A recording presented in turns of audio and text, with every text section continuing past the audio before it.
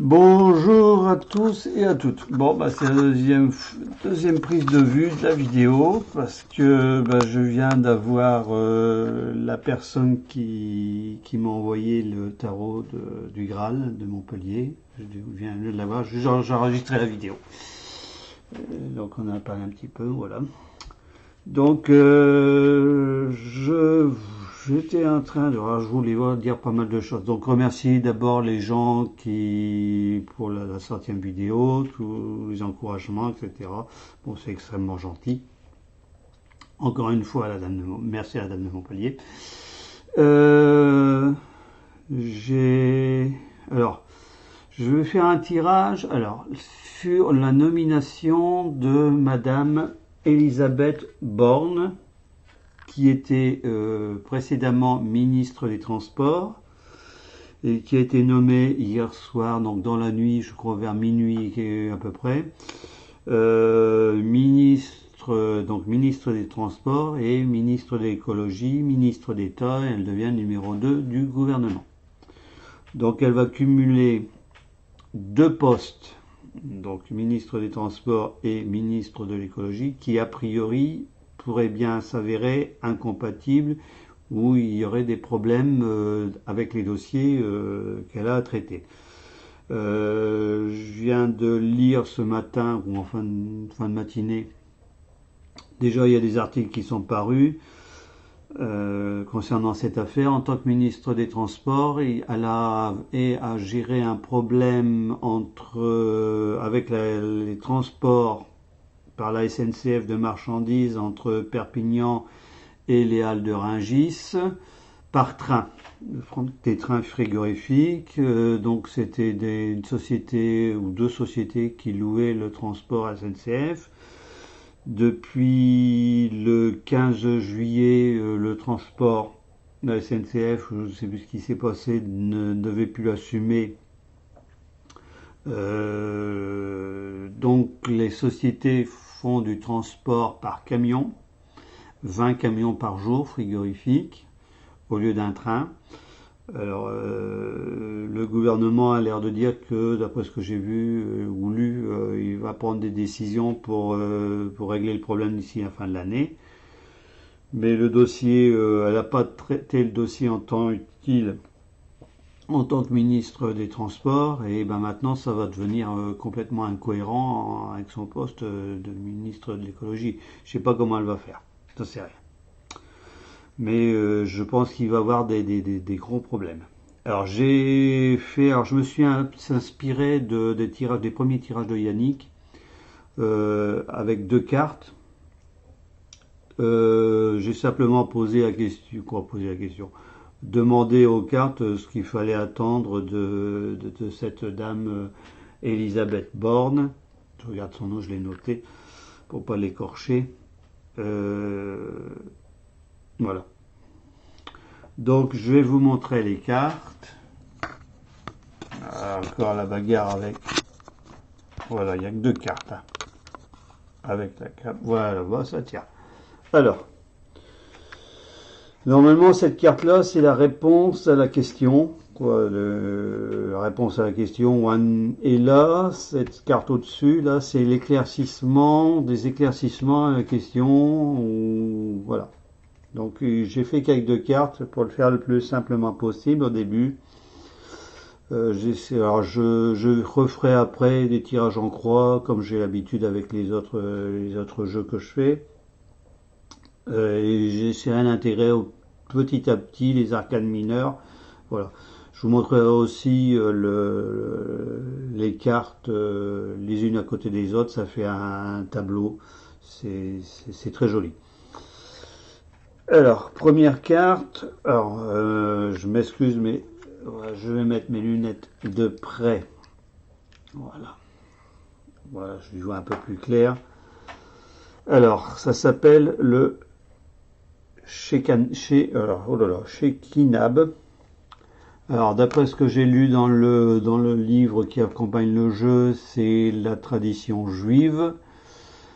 Alors, tout le jeu, tout le tarot du Graal ne fait que raconter de carte en carte l'histoire, la progression de ce qu'ils appellent un chercheur, ce qui est appelé un chercheur, le fameux chercheur du Graal. Alors le Graal, c'est un objet mythique et mystique dans la tradition de la chevalerie. Alors, je ferai une vidéo là-dessus. Le Graal, selon la tradition, c'est un vase ou un récipient qui aurait contenu, d'après ce que dit la tradition, le sang du Christ quand il a été crucifié. Alors il y a d'autres traditions qui disent que c'est non seulement le sang, mais c'est le sang et l'eau qui s'est écoulée de son côté. Voilà. Donc le Graal, c'est vraiment le vase sacré par excellence. Voilà. A priori, ce vase existe. J'en parlerai et on pense même savoir où il est. Voilà. Mais ça, je ferai une vidéo là-dessus quand je vous montrerai les différentes cartes, etc. Alors, le chercheur, c'est ce personnage avec un habit rouge. Là, alors, je parlais du tirage sur Elisabeth, donc Borne. Alors, a priori, ce personnage avec une robe bleue étoilée, ça la représenterait. Voilà, je vais essayer d'y arriver comme ça, voilà, parce que pour mettre face à la caméra. Alors, bizarrement, moi, quand j'ai vu la carte, maintenant, je pense que vous allez interpréter comme moi, ça m'a fait penser l'habit de la dame, voilà. Ça m'a fait penser au drapeau européen. Le drapeau européen est bleu et il y a des étoiles dessus, des étoiles dorées. Voilà. Donc je me demande dans quelle mesure sa politique, c'est bon, voilà, c'est pas sa politique à elle, c'est pas elle qui va décider de sa politique. Alors là, sur le chemin, voilà, je vais y arriver comme ça, on voit le chercheur qui s'en va, qui s'éloigne du personnage principal. Et alors le livre dit que on aperçoit, alors c'est là, un château en ruine. Au loin, on a l'image de ce qui pourrait représenter un château en ruine. Alors moi, j'interprète ça, alors Madame Elisabeth Borne ici, Monsieur de Rougy, qui s'éloigne de son ancien poste, hein, puisqu'il était à sa place hier matin. Voilà, il s'éloigne et il s'en va vers quelque chose qui est en ruine, qui est là au fond et qu'il va rejoindre. Voilà. Donc l'interprétation de cette carte, alors ça n'apporte pas d'éclaircissement. Alors la réponse à la question, est-ce que ce qui est en ruine là, alors le fameux château, c'est ce que j'avais dit hier, c'est la France. Moi j'ai l'impression que c'est, encore une fois, c'est l'image du gouvernement, de la façon de faire, de tout ça qui tombe en ruine. Et cette dame-là, il faut bien savoir que Monsieur Macron, ne fait qu'appliquer tout ce qui vient de l'Europe. Hein. Son programme, c'est la mise en place des directives européennes. La robe bleue avec les étoiles. Alors, ils disent que la dame est enveloppée avec un voile, avec un léger halo. Moi, j'interprète ça comme étant pas quelqu'un c'est quelqu'un qui est disons pas physiquement mais symboliquement je vais m'avancer, le symbole est proche de la mort. Ça me fait penser à quand on mettait les voiles sur les têtes des défunts, voilà. Même s'il y a un halo, ça me fait penser à ça. Alors, la deuxième carte, c'est normalement ce qui doit éclairer la carte qu'on a là. Alors, on a la commanderie. La commanderie, c'est, alors j'avais regardé un peu dans le livre, et puis Yannick en avait parlé plusieurs fois. C'était là où se réunissaient les chevaliers du temple, donc les templiers. C'est là où était la commanderie, les commandants des chevaliers. C'est la représentation du lieu de commandement. Donc pour moi, c'est la représentation de l'Élysée, le symbole de l'Élysée, de Macron, du président de la République. Ce qui veut dire que, en fait, encore une fois, les ministres ne sont que là j'allais dire, que comme de la façade, pour boucher des trous, pour vis-à-vis de la représentation internationale, etc. Que le vrai pouvoir n'est pas dans les mains de la Shekinah, de cette dame, de Madame Elisabeth Burn, je sais pas comment on prononce, n'est pas dans oh là là, c'est pas évident. Surtout que moi je vois tout sur l'écran, je vois tout à l'envers, hein, de ce qui est à droite et à gauche, et ce qui est à gauche, bon, voilà. Donc le pouvoir n'est pas entre les mains de cette personne, hein, de la dame. Ah voilà, on va y arriver là. Voilà. Oh là là. Voilà, le pouvoir n'est pas du tout entre les mains de cette dame-là. Même si elle est ministre des Transports, ministre de l'écologie, même si on lui donnait tous les ministères possibles et imaginables, encore une fois, le pouvoir est là, le vrai pouvoir. Voilà. Donc, avant, je pense que, encore une fois, j'ai vu un commentaire, mais j'avais pas encore tiré les cartes. Hein. Y a quelqu'un qui disait qu'en fait, le véritable ministre de l'écologie, l'écologie allait être pris par Monsieur Macron, et c'est lui le véritable ministre de l'écologie. Hein, voilà, la commanderie, c'est bien lui. Voilà. Alors, qu'est-ce qu'il faut attendre de ça?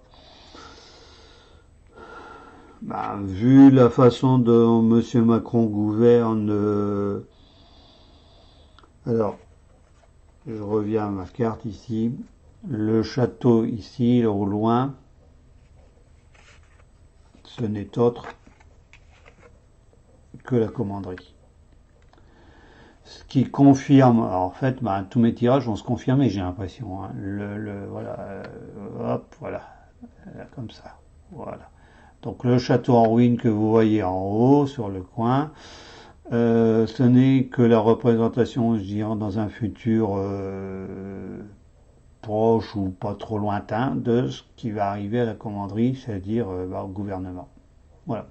Le chercheur, je rappelle, c'est monsieur. Pour moi, je le compare à monsieur de Rugy, qui va rejoindre. Alors, ça m'étonnerait pas que d'ici quelque temps, on apprenne que monsieur Macron a nommé monsieur Rugy à un poste. Alors normalement, comme il était député,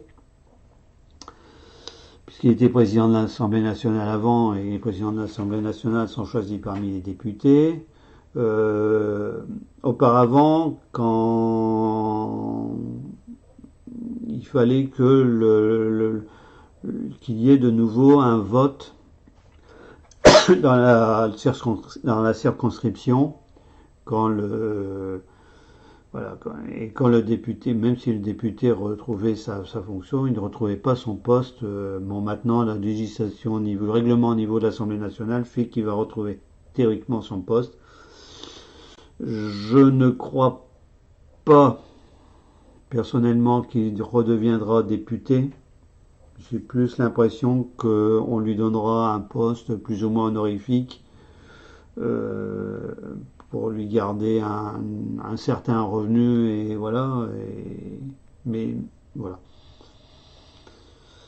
Voilà ce que je pouvais dire sur la petite vidéo que je fais. La prochaine fois, ben, je sais pas ce que je ferai. Encore une fois, les cartes sont très parlantes. Il n'y a pas, il n'y a pas plus. Et en plus, j'allais dire, elles se prolongent l'une l'autre. C'est pas comme le tarot de Marseille où il n'y avait pas trop de liens, on voyait pas trop de liens entre les cartes, les différentes cartes, mais il fallait chercher. Mais là, c'est vraiment flagrant. Euh, Deux petites choses concernant la vidéo d'hier. J'ai commis deux petites erreurs, mais je m'en excuse. Comme j'ai dit en commentaire, là en ce moment je suis très fatigué et puis bon, j'ai fait quand même la vidéo, il était 8 heures, quelque chose comme ça, elle était en ligne à 8 heures. Là la fatigue de la journée, elle se fait peser pour moi, là, la prochaine saignée c'est en 3 semaines. Deux petites erreurs concernant le roi Salomon quand j'ai expliqué l'histoire du roi Salomon. Je me suis un petit peu planté. Bon, il y a des personnes qui ont corrigé. C'est vrai que bon, on apprend ça, pas fort. On le lit ou on l'apprend et puis bon, c'est pas des choses importantes.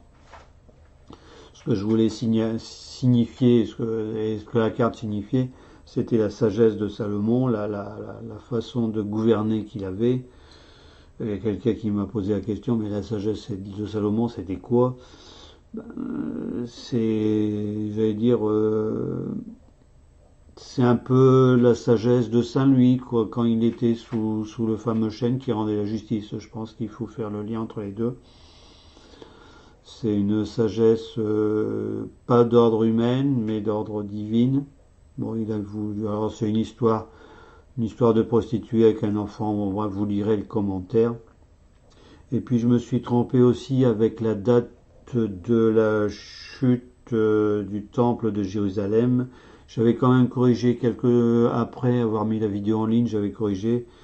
C'est bien en l'an 70 et la chute de l'Empire romain c'est en 374 ou 75, quelque chose comme ça, ou 460. C'est au cours du 5e siècle. Donc c'est dans les 400 et quelques, 470. Je suis pas un féru d'histoire, ça m'a jamais intéressé ça. Il y a des choses qui m'intéressent, mais l'histoire et la géographie, c'est deux pans bon, bien que ça a de l'utilité, mais bon, pour moi dans certains domaines, mais voilà. Voilà la petite vidéo, je referai. Alors j'essaierai de faire une vidéo prochainement, il faut que je la fasse sur la mort. Alors, je vais quand même indiquer les prochaines vidéos, j'essaierai de me tenir, mais n'attendez pas de vidéo importante avant, du moins après je m'assigner le 6 août, donc quelques jours après, donc aux alentours du 14-15 août ou après le 15 août, j'essaierai donc ça va faire un peu long, je ferai peut-être des vidéos courtes, mais voilà. Donc il y a une vidéo à faire sur la mort, une sur donc j'en ai une en préparation que je vais faire sur la mort, expliquer un petit peu sur après la mort. Voilà. Éventuellement, j'essaierai de faire deux vidéos différentes sur quand je parle de réincarnation, ce que j'entends par ça, ce que ça représente pour moi. Et puis j'en ferai une parce que là je me suis assoupi cet après-midi et comme par hasard on me donne des pistes. Je me suis mis à réfléchir sur le fameux 14 juillet 1789. Je ferai un petit peu pas sur l'histoire du 14 juillet mais sur la façon d'interpréter la date parce que c'est assez bizarre. Vous verrez, il y a des choses qui Alors c'est sur les puis sur les chiffres, donc la notion de secret sur les chiffres, et puis encore une vidéo sur Huawei, et encore sur la fameuse messe que j'avais quand je mets dans mes confidences, j'avais parlé de ça. Donc il y a plusieurs vidéos qui sont en chantier, ça laisse de la marge plus les vidéos, donc voilà. Il y a beaucoup de vidéos qui vont se faire. Bon, là, je vais mettre la pédale douce parce que la fatigue elle est là, plus la chaleur.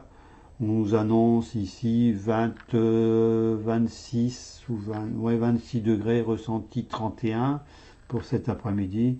Donc pour moi, les volets sont fermés, je ne sors que le matin. Donc je vais, dans la mesure du possible, jusqu'à là, puisque j'ai ma saignée, je ferai peut-être des petites vidéos, comme ici, une 15-20 minutes, là ça fera 20 minutes. Et puis les grandes vidéos, je les ferai après, vers la mi-août, quoi. J'essaierai de préparer ça le mieux que je peux. Pas faire comme on a l'habitude de parler. J'essaierai de préparer un petit peu par écrit, voir un peu ce que me faire un plan pour être un peu moins brouillon, être un peu plus clair. Voilà, je vous remercie tous encore une fois de tout ce que vous me dites, vos encouragements. On m'a dit que le fait que j'avais souri hier, ça avait fait plaisir à plusieurs personnes, mais la fatigue est là et bon, c'est pesant quand même. Voilà. Bonne fin de. Bah, pas bonne fin, pas bon après-midi, puisque là, bon, moi j'ai 3 heures. Donc, bon après-midi, faites attention au soleil. Et puis, ben, sûrement fin de semaine ou début de semaine prochaine, une prochaine vidéo. Voilà. Et bien, ben, très bientôt. Et puis, ben, bonne journée.